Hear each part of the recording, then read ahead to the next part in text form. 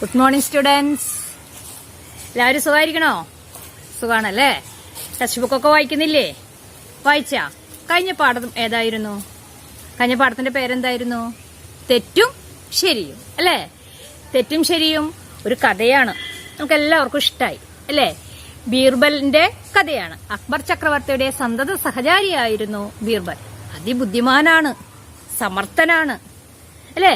അപ്പോ അക്ബർ ചക്രവർത്തി ചോദിക്കുകയാണ്, തെറ്റും ശരിയും തമ്മിൽ എത്ര അകലമുണ്ട്?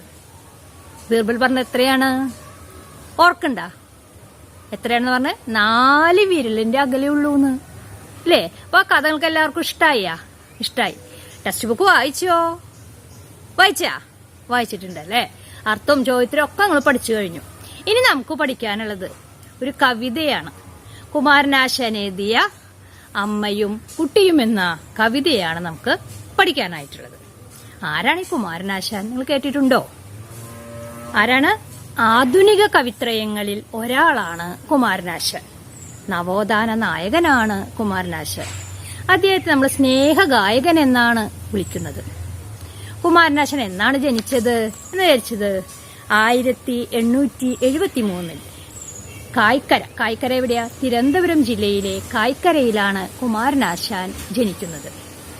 കുമാരനാശാന്റെ മാതാപിതാക്കളുടെ പേരെന്താണെന്ന് നിങ്ങൾക്കറിയാമോ? നാരായണൻ, കാളി.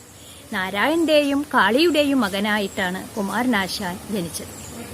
കുമാരു എന്നായിരുന്നു കുമാരനാശാനെ ചെറുപ്പത്തിൽ വിളിച്ചിരുന്നത്. അദ്ദേഹം ധാരാളം കൃതികൾ എഴുതിയിട്ടുണ്ട്. ചെറുപ്പത്തിലെ തന്നെ അദ്ദേഹം കൃതികൾ എഴുതാനുള്ളൊരു വാസന ഉണ്ടായിരുന്നു, ഇഷ്ടമായിരുന്നു അദ്ദേഹത്തിന്. പിന്നെ ശ്രീനാരായണ ഗുരുവിനോട് ഭയങ്കര താല്പര്യമായിരുന്നു. അങ്ങനെയുള്ള കുമാരനാശാൻ ധാരാളം കൃതികൾ എഴുതി. ആ കൃതികളിലെല്ലാം പ്രധാനപ്പെട്ട ഇതിവൃത്തം എന്ന് പറയുന്നത് സ്നേഹമാണ്. അതുകൊണ്ടാണ് അദ്ദേഹം സ്നേഹഗായകൻ എന്ന് അറിയപ്പെടുന്നത്. കുമാരനാശാൻ പല്ലയനാറ്റിലെ ഒരു ബോട്ടപകടത്തിലാണ് മരിക്കുന്നത്. അദ്ദേഹത്തിന് ധാരാളം കൃതികൾ എഴുതിയിട്ടുണ്ടെന്ന് ഞാൻ പറഞ്ഞു. 1-2 കൃതികൾ നിങ്ങൾക്ക് ഓർമ്മയിൽ ഇരിക്കാനായിട്ട് ഞാൻ പറഞ്ഞുതരാം. ഏതൊക്കെയാണ്? വീണപൂവ്, കരുണ, ചണ്ടാലഭിക്ഷുകി, ഇതൊക്കെ അദ്ദേഹത്തിന്റെ കൃതികളാണ്. അപ്പോ സ്നേഹഗായകനായ കുമാരനാശാനെ പറ്റി നിങ്ങൾക്ക് ഏകദേശം കാര്യങ്ങൾ മനസ്സിലായി എന്ന് ഞാൻ വിചാരിക്കുന്നു. ഇനി നമുക്ക് ടെസ്റ്റ് പഠിക്കാം. ടെസ്റ്റിലെ ഞാൻ പദ്യം ചൊല്ലിത്തരാം, നിങ്ങൾ ഒപ്പം ചൊല്ലാൻ ശ്രമിക്കണം. ശ്രദ്ധാപൂർവം കേട്ടിരിക്കും. എല്ലാവരും ടെക്സ്റ്റ് ബുക്ക് എടുക്കൂ. എടുത്താ? പാഠം 13 അമ്മയും കുട്ടിയും. എഴുതിയതാരാണെന്ന് പറഞ്ഞത്? കുമാരനാശാൻ. കുമാരനാശാന്റെ അമ്മയും കുട്ടിയും തമ്മിലുള്ള കവിതയാണ് നമ്മൾ ഇന്ന് പഠിക്കാൻ പോകുന്നത്. രാവിലെ ഉണർന്ന് അമ്മൂമ്മയോടൊപ്പം ചെടികളൊക്കെ നനയ്ക്കുകയായിരുന്നു ദിയ.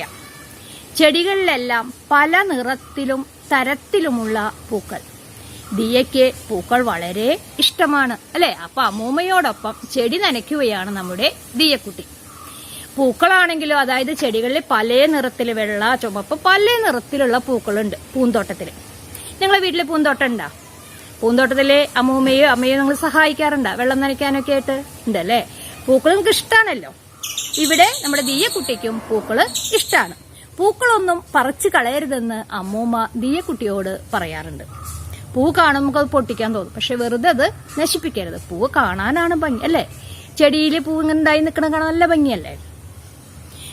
ചെടികൾ തന്നെ നിന്നാലോ ചില പൂക്കൾ ദിവസങ്ങളോളം നിലനിൽക്കും. പൂക്കളിൽ തേൻ കുടിക്കാൻ വണ്ടും പൂമ്പാറ്റയും ചെറു പക്ഷികളുമൊക്കെ വരും. എന്ത് രസമാണെന്നോ അവയെ കാണാൻ. അപ്പോ പൂക്കളിലെ തേൻ കുടിക്കാനായിട്ട് വണ്ട് വരും, പൂമ്പാറ്റ വരും, ചെറിയ പക്ഷികളൊക്കെ വരും. ആ പൂമ്പാറ്റകൾ ചെടിയിൽ നിന്ന് തേൻ കുടിച്ചിട്ട് പറന്നു പോകണ കാണാൻ എന്ത് രസമാണെന്നോ. പല നിറത്തിലുള്ള പൂമ്പാറ്റകൾ ഉണ്ടാവും. അപ്പോ പൂമ്പാറ്റകള് തേൻ കുടിക്കാനായിട്ട് പൂക്കളിൽ വരും. അങ്ങനെ പൂക്കളിലേക്ക് തേൻ കുടിക്കാനായിട്ട് വന്നിരിക്കുന്നതാണ് നമ്മുടെ കഥാസന്ദർഭം. ആ സമയത്ത് അമ്മയും കുട്ടിയും തമ്മിലുള്ള സംഭാഷണമാണ് നമ്മുടെ കവിത. കുട്ടി അമ്മയോട് ചോദിക്കുന്നു. കുട്ടിയുടെ ചോദ്യത്തിന് അമ്മ മറുപടി പറയുന്നു. നോക്കൂ, കുട്ടിയാണ് പറയുന്നത്. ഈ വല്ലിയിൽ നിന്നു ചെമ്മേ പോകുന്നിതാ പറന്നമ്മേ.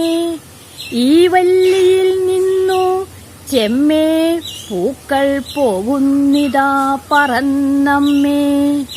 അമ്മ: തെറ്റി നിനക്കുണ്ണീ ചൊല്ലാം, നൽപൂമ്പാറ്റകളല്ലേ ഇതെല്ലാം. എന്താ പറയുന്നത്? നമ്മൾ വരി ഒന്നുകൂടി ശ്രദ്ധിച്ച് നോക്കണം. ഞാൻ വായിക്കുമ്പോൾ ശ്രദ്ധിച്ച് കേൾക്കണം. കുട്ടി പറയാൻ, ഈ വല്ലിയിൽ നിന്നു, ഈ വല്ലി എന്ന് പറഞ്ഞാൽ എന്താ, വള്ളി.